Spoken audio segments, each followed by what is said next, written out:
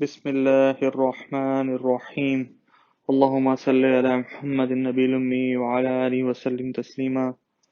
ابو ذر غفاری مشرف با اسلام ہوئے۔ مکہ کعبۃ اللہ کی وجہ سے مرجع خلائق تھا، جہاں بیرونی زائرین کی آمد و رفت رہتی تھی۔ ان مسافروں کو بھی حسب موقع دعوت دینے کا کام شروع کر دیا گیا۔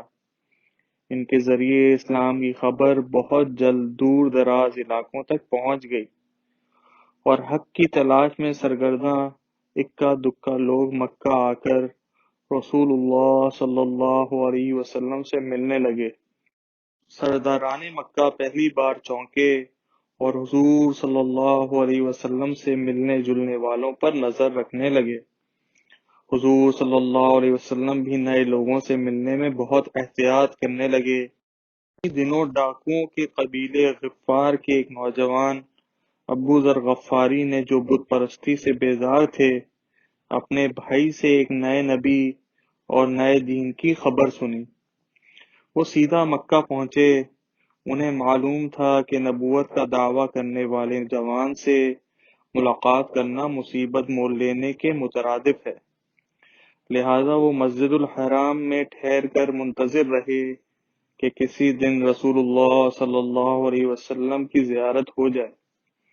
آخر حضرت علی رضی اللہ تعالیٰ عنہ نے ان کا حال احوال پوچھا اور انہیں حضور صلی اللہ علیہ وسلم سے ملایا۔ آپ صلی اللہ علیہ وسلم نے پوچھا، کہاں کے ہو؟ بولے، غفار کا۔ رسول اللہ صلی اللہ علیہ وسلم نے یہ سن کر حیرت و مسرت سے اپنی پیشانی تھام لی۔ ابو ذر غفاری اسلام لے آئے۔ رسول اللہ صلی اللہ علیہ وسلم نے انہیں اسلام کو خفیہ رکھنے کی تاکید کی، مگر واپس جانے سے پہلے انہوں نے مسجد الحرام کا رخ کیا اور اہل مکہ کے بھرے مجمع میں کھل کر کلمہ توحید بلند کیا۔ یہ حق کا پہلا والہانہ نعرہ تھا، جسے قریش بالکل برداشت نہ کر سکے اور اس درویش بے نوا پر ٹوٹ پڑے۔ حضرت عباس یہ دیکھ کر تیزی سے لپکے اور یہ کہہ کر لوگوں کو پیچھے ہٹایا، بدبختوں، یہ شخص ڈاکوؤں کے قبیلے غفار کا ہے۔ تمہارے شام کے قافلے انہی کے علاقے سے گزرتے ہیں۔ لوگ یہ سوچ کر ہٹ گئے کہ ان کی تجارت ڈاکوؤں کی انتقامی کارروائیوں کی وجہ سے خطرے میں نہ پڑ جائے۔ اگلے دن اس مجاہد نے پھر اسی طرح مسجد الحرام میں کلمہ توحید بلند کیا، مار کھائی اور حضرت عباس نے انہیں بچایا۔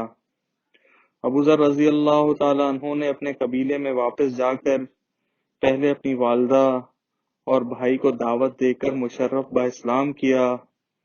اس کے بعد پورے قبیلے کو اسلام کی دعوت دی، اور دیکھتے ہی دیکھتے ڈاکوؤں کا یہ پورا قبیلہ مسلمان ہو گیا۔ اسی طرح بنو بجیلہ کے عمرو بن ابسہ بھی اپنے علاقے سے نکلے، اکاس کے میلے میں حضور صلی اللہ علیہ وسلم سے ملے اور اسلام قبول کر کے لوٹے۔ حضور صلی اللہ علیہ وسلم نے انہیں ہدایت کی کہ جب ہمارے غالب آنے کی خبر سننا تب دوبارہ آنا۔ 3 سال تک دعوت کا خفیہ سلسلہ جاری رہا۔ حضرت ارقم بن ابی الارقم رضی اللہ تعالی عنہ کا مکان، جو صفا پہاڑی کے دامن میں واقع تھا، اس عظیم جدوجہد کا پہلا مرکز تھا۔ اعلان توحید اور اہل ایمان کی آزمائش۔ 3 سال بعد اللہ تعالیٰ کی طرف سے حضور صلی اللہ علیہ وسلم کو حکم دیا گیا کہ اب اسلام کی دعوت اعلانیہ طور پر کی جائے۔ اس مقصد کے لیے پہلے مرحلے میں آپ صلی اللہ علیہ وسلم کو اللہ کی طرف سے حکم دیا گیا، یعنی اپنے قریبی رشتہ داروں کو شرک کے انجام سے ڈرائیں اور انہیں توحید کا پیغام سنائیں۔ اقارب میں سب سے پہلے گھر کے لوگ تھے۔ رسول اللہ صلی اللہ علیہ وسلم نے سب کو دعوت دی، ایک ایک کو مخاطب کیا اور سمجھایا۔ حضور صلی اللہ علیہ وسلم نے فرمایا، اے میری پھپھی صفیہ، اے عبد المطلب کی اولاد، اپنی جانوں کو جہنم سے بچانے کی فکر کرو، کیونکہ کل اللہ کے ہاں میں تمہارے معاملے میں کچھ کام نہیں آ سکوں گا۔ یہ کام خاص لوگوں اور دوستوں کو دعوت اسلام دینے سے کہیں زیادہ مشکل تھا۔ اس لیے حضور صلی اللہ علیہ وسلم نے بہت گھبراتے ہوئے اپنے خاندان بنو ہاشم کے تمام افراد کو مدعو کیا۔ ان میں آپ کے چچا ابو طالب، عباس، حمزہ اور ابو لہب سمیت 40-45 آدمی جمع ہو گئے۔ حضور صلی اللہ علیہ وسلم نے تھوڑے سے گوشت، دودھ اور روٹی سے ان کی ضیافت کی۔ معجزانہ طور پر سب کھا پی کر سیر ہو گئے۔ تب حضور صلی اللہ علیہ وسلم نے اللہ کی حمد و ثنا کے بعد فرمایا، آدمی اپنے گھر والوں سے غلط بیانی نہیں کرتا۔ اس اللہ کی قسم جس کے سوا کوئی معبود نہیں، میں سب کے لیے اللہ کا رسول ہوں اور آپ لوگوں کے لیے بطور خاص۔ اے اولاد عبد المطلب، بلا شبہ کوئی شخص اپنی قوم کے پاس اس سے بہتر بات لے کر نہیں آیا جو میں آپ کے پاس لایا ہوں۔ میں دنیا و آخرت کی کامیابی کا پیغام لایا ہوں۔ اللہ کی قسم، جس طرح آپ سوتے ہیں اسی طرح ایک دن ضرور مریں گے، اور جس طرح بیدار ہوتے ہیں اسی طرح ایک دن حساب و کتاب کے لیے زندہ کیے جائیں گے اور وہاں اپنے اعمال کا بدلہ ضرور پائیں گے۔ بے شک جنت کا ٹھکانہ بھی ہمیشہ ہمیشہ کے لیے ہے اور دوزخ میں رہنا بھی ہمیشہ ہمیشہ کے لیے ہوگا۔ سن کر ابو طالب نے حوصلہ افزائی کے کلمات کہے، مگر ضدی اور متکبر ابو لہب نے بہت ناراضگی ظاہر کی اور اس پیغام کی بڑی شدت سے مخالفت کی۔ اعلانیہ تبلیغ 490۔ کچھ دنوں بعد اللہ تعالیٰ کی طرف سے حضور صلی اللہ علیہ وسلم کو کھلم کھلا تبلیغ کا حکم دیا گیا۔ وہی نازل ہوئی، آپ کو جس بات کا حکم کیا گیا ہے وہ صاف صاف سنا دیں اور مشرکین کی ذرہ بھی پرواہ نہ کریں۔ جب نبی اکرم صلی اللہ علیہ وسلم کوہ صفا کی چوٹی پر چڑھے اور آواز لگائی، یا صباحا، عرب میں یہ نعرہ اس وقت لگایا جاتا تھا جب دشمن کے حملے کا خطرہ سر پر آ جاتا تھا۔ دیکھتے ہی دیکھتے قریش کا پورا قبیلہ وہاں جمع ہو گیا۔ حضور صلی اللہ علیہ وسلم نے فرمایا، اے بنی عبد المطلب، اے بنی فہر، اے بنی قاب، اگر میں تمہیں خبر دوں کہ اس پہاڑ کے پیچھے ایک فوج تم پر حملہ کرنے کے لیے تیار کھڑی ہے تو کیا تم میری بات پر یقین کر لو گے؟ لوگوں کو حضور صلی اللہ علیہ وسلم کی سچائی پر اتنا یقین تھا کہ سب نے بے ساختہ کہا، ہاں ہم یقین کریں گے۔ تب آپ صلی اللہ علیہ وسلم نے فرمایا، میں تمہیں ایک سخت عذاب سے ڈراتا ہوں جو تمہارے بالکل سامنے ہے۔ یہ سن کر قریش سناٹے میں آ گئے۔ ان میں سے ابو لہب نے مشتعل ہو کر کہا، تیرے لیے ہلاکت ہو، کیا تو نے اس لیے ہمیں بلایا تھا؟ نعوذ باللہ۔ اس کے بعد سب غضبناک نگاہوں کے ساتھ واپس ہو لیے۔ ابو لہب کی گستاخی کا جواب، سورہ لہب کا نزول۔ ابو لہب کی اس گستاخی کے جواب میں سورہ لہب نازل ہوئی اور قرآن مجید نے اس کے جملے کا جواب نہایت فصیح و بلیغ انداز میں یوں دیا، تبت یدا ابی لہب وتب، ابو لہب کے ہاتھ ٹوٹ جائیں اور وہ ہلاک ہو جائے۔ اس معجزانہ اسلوب پر مبنی جواب نے ابو لہب کو پورے مکے میں رسوا کر دیا۔ اس نے غصے میں آ کر اپنے بیٹوں عتبہ اور عتیبہ کو حکم دیا کہ وہ حضور صلی اللہ علیہ وسلم کی بیٹیوں رقیہ اور ام کلثوم کو طلاق دے دیں۔ یہ دونوں صاحبزادیاں ان سے بیائی ہوئی تھیں مگر ابھی تک رخصتی نہیں ہوئی تھی۔ ابو لہب کے لڑکوں نے باپ کے حکم پر حضور اکرم صلی اللہ علیہ وسلم کی بیٹیوں کو طلاق دے دی۔ ابو لہب اور اس کی بیوی کی ایذا رسانی۔ اس کے بعد سے ابو لہب اور اس کی بیوی ام جمیل نبی اکرم صلی اللہ علیہ وسلم کو ہر طرح کی تکلیفیں دینے پر تل گئے۔ ابو لہب کا گھر حضور صلی اللہ علیہ وسلم کے گھر کے قریب تھا، اس لیے آپ ہر وقت اس کی شرانگیزی کا نشانہ بنتے رہتے تھے۔ جمیل رات کو آپ صلی اللہ علیہ وسلم کے راستے پر کانٹے بکھیر دیا کرتی تھی۔ ابو لہب اپنے گھر کا سارا کچرا ڈال دیتا۔ حضور صلی اللہ علیہ وسلم کے گھر کے دوسری جانب آپ کا دوسرا دشمن عقبہ بن ابی معیط رہتا تھا۔ اس کا بھی معمول تھا کہ حضور صلی اللہ علیہ وسلم کو تکلیف دینے کے لیے اپنے گھر کی غلاظت آپ کے دروازے پر پھینک جاتا۔ حضور صلی اللہ علیہ وسلم فرمایا کرتے تھے، میں دو بدترین پڑوسیوں کے درمیان رہتا تھا، ابو لہب اور عقبہ بن ابی معیط۔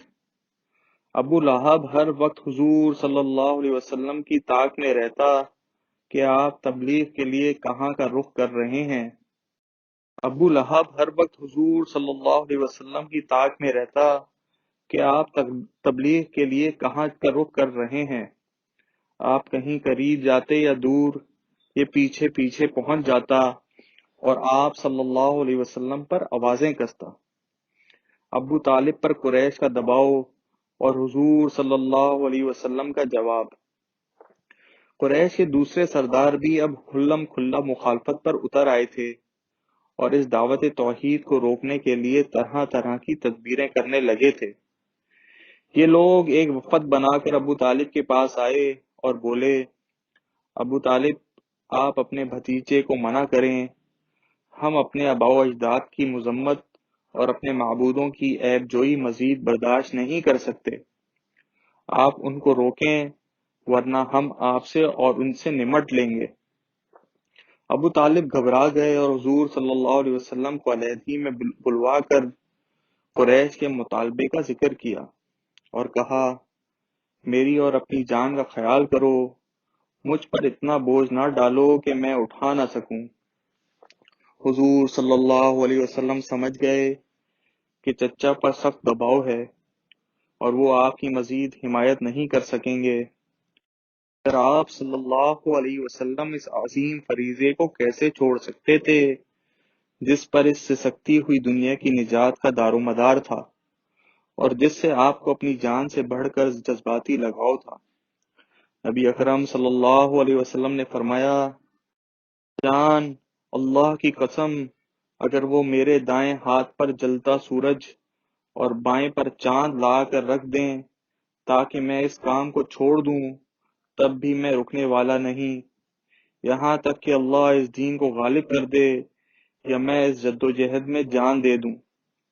اتنا کہہ کر نبی اکرم صلی اللہ علیہ وسلم کے آنسو بہہ نکلے اور آپ روتے ہوئے باہر چل دیے۔ ابو طالب نے یہ دیکھا تو وہ بھی تڑپ اٹھے، آپ کو واپس بلایا اور بولے، بھتیجے، جو تمہارا دل چاہے کہو، جیسے چاہو تبلیغ کرو، میں تمہیں کبھی اکیلا نہیں چھوڑوں گا۔ صحابہ کرام پر جبر و ستم۔ قریش کے سرداروں نے جب یہ دیکھا کہ حضور اقدس صلی اللہ علیہ وسلم نہ تبلیغ سے رکتے ہیں نہ ابو طالب ان کی سرپرستی چھوڑتے ہیں تو مزید طیش میں آ گئے۔ حضور صلی اللہ علیہ وسلم کی بنو ہاشم میں ذاتی وجاہت اور پھر ابو طالب جیسے ہر دل عزیز اور قابل احترام بزرگ کو وہ نظر انداز نہیں کر سکتے تھے، اس لیے نبی صلی اللہ علیہ وسلم پر ہاتھ اٹھانا آسان نہ تھا، مگر عام مسلمان جن میں زیادہ تر غریب لوگ تھے اب ان کے طیش اور انتقام کا نشانہ بننے لگے۔ قریش کا ہر سردار اپنے اپنے قبیلے کے ان لوگوں کو تختہ مشق بنانے لگا جو اسلام لے آئے تھے۔ جو لوگ غریب تھے اور بے یار و مددگار بھی، انہوں نے سب سے زیادہ دکھ سہے۔ خباب بن الحارث رضی اللہ تعالی عنہ کو انگاروں پر لٹایا گیا جس سے ان کی کمر بالکل جھلس گئی۔ حضرت بلال حبشی رضی اللہ تعالیٰ عنہ امیہ بن خلف کے غلام تھے، وہ انہیں صحرا کی تپتی دھوپ میں لٹا کر سینے پر بھاری پتھر رکھ دیتا، کہتا کہ محمد کا انکار کرو اور لات و عزا کی پرستش کرو ورنہ اسی حالت میں تمہارا دم نکل جائے گا۔ کبھی لوہے کی زرہ پہنا کر تیز دھوپ میں بٹھا دیتا۔ وہ اس تکلیف میں بھی کہتے، احد احد، وہ ایک ہے۔ کبھی ان کے گلے میں رسی ڈال کر شریر لڑکوں کو حکم دیتا کہ پورے شہر میں گھسیٹتے پھریں۔ کہتان النسل عمار بن یاسر، ان کے والد یاسر اور والدہ سمیہ رضی اللہ تعالی عنہم کا مکہ میں کوئی رشتہ دار نہ تھا۔ قریش کے سردار ان تینوں کو پکڑ کر صحرا میں لاتے اور بدترین تشدد کا نشانہ بناتے۔ حضور صلی اللہ علیہ وسلم انہیں اس حال میں دیکھتے تو فرماتے، یاسر کے گھرانے والوں، صبر کرتے رہو، تمہارا ٹھکانہ جنت ہے۔ حضرت یاسر رضی اللہ تعالیٰ عنہ جو معمر اور کمزور تھے، اس مسلسل تشدد کی تاب نہ لا کر ایک دن فوت ہو گئے۔ پھر ان کی اہلیہ حضرت سمیہ رضی اللہ تعالی عنہا کو ابو جہل ملعون نے بدترین اذیت دیتے ہوئے برچھی کا وار کر کے شہید کر دیا۔ یہ اسلام کی پہلی شہید خاتون کہلائیں۔ اسی طرح حضرت صہیب رومی رضی اللہ تعالی عنہ جو عبداللہ بن جرعان کے آزاد کردہ غلام اور نسلی لحاظ سے عجمی تھے، زد و کوب کا نشانہ بنتے رہے۔ انہیں اتنا مارا جاتا کہ بے ہوش ہو جاتے۔ قریش کے مظالم اتنے بڑھے کہ شریف، مالدار اور معزز مسلمان بھی ان کی زیادتیوں سے بچ نہ سکے۔ حضرت عثمان بن عفان رضی اللہ تعالیٰ عنہ کو ان کے چچا حکم بن ابی العاص نے کس کر باندھ دیا کہ جب تک اسلام نہ چھوڑو گے آزاد نہیں کروں گا، مگر وہ دین حق پر ڈٹے رہے۔ حضرت مصعب بن عمیر رضی اللہ تعالیٰ عنہ مکہ کے بڑے مالدار، ہونہار اور ناز و نعمت میں پلے ہوئے نوجوان تھے۔ انہیں گھر والوں نے ایک کوٹری میں بند کر دیا اور ایک طویل مدت تک وہ قید ہی رہے۔ حضرت صدیق اکبر پر مظالم۔ سیدنا حضرت ابو بکر صدیق رضی اللہ تعالیٰ عنہ مکہ کے انتہائی معزز لوگوں میں سے تھے۔ اسی طرح حضرت طلحہ بن عبید اللہ رضی اللہ تعالیٰ عنہ بھی شرفا میں شامل تھے، مگر جب دونوں اسلام لائے تو قریش کے سردار نوفل بن خویلد نے دونوں کو پکڑ کر ایک ہی رسی سے باندھ دیا اور بڑی اعزار رسانی کے بعد چھوڑا۔ تب سے یہ دونوں قرینین، دو پکے ساتھی کہلانے لگے۔ حضرت صدیق اکبر رضی اللہ تعالیٰ عنہ و رسول اللہ صلی اللہ علیہ وسلم جان سے زیادہ عزیز۔ ایک دن سیدنا ابو بکر صدیق رضی اللہ تعالیٰ عنہ نے سرعام اسلام کی دعوت دینا شروع کی تو مشرکین آپے سے باہر ہو کر ان پر جھپٹ پڑے اور مار مار کر بے ہوش کر دیا۔ عتبہ بن ربیعہ اپنے موٹے تلے والے پرانے جوتوں سے ان کے چہرے پر ٹھوکریں مارتا رہا۔ چہرہ اتنا زخمی ہو گیا کہ پہچان مشکل ہو گئی۔ ان کے رشتہ دار نیم مردہ حالت میں انہیں اٹھا کر لے گئے۔ سب کو یقین تھا کہ وہ زندہ نہیں بچیں گے، مگر اللہ نے ان کی زندگی باقی رکھی تھی۔ شام کے قریب انہیں ہوش آیا تو پہلا جملہ منہ سے نکلا، حضور صلی اللہ علیہ وسلم تو خیریت سے ہیں نا؟ جب بتایا گیا کہ بخیریت ہیں تو کہنے لگے، میں جب تک حضور صلی اللہ علیہ وسلم کو خود دیکھ نہیں لیتا کچھ کھاؤں پیوں گا نہیں۔ آخر کار ان کی والدہ ام الخیر اور ایک رشتہ دار خاتون ام جمیل رات کا اندھیرا پھیلنے کے بعد انہیں سہارا دے کر نبی اکرم صلی اللہ علیہ وسلم کی خدمت میں لے آئیں۔ آپ صلی اللہ علیہ وسلم اپنے عزیز ترین دوست کی یہ حالت دیکھ کر اپنے آنسو نہ روک سکے۔ حضرت ابو بکر رضی اللہ تعالیٰ عنہ بھی روتے رہے۔ ان کی والدہ ابھی تک اسلام نہیں لائی تھیں۔ سیدنا ابو بکر صدیق رضی اللہ تعالیٰ عنہ کی درخواست پر نبی صلی اللہ علیہ وسلم نے ان کی ہدایت کے لیے دعا کی۔ دعا کا اثر یہ ظاہر ہوا کہ ام الخیر رضی اللہ تعالیٰ عنہ اسی وقت ایمان لے آئیں کہ اس دن کی دعوت و تبلیغ اور ظلم و ستم پر صبر کرنے کا نقد صلہ تھا۔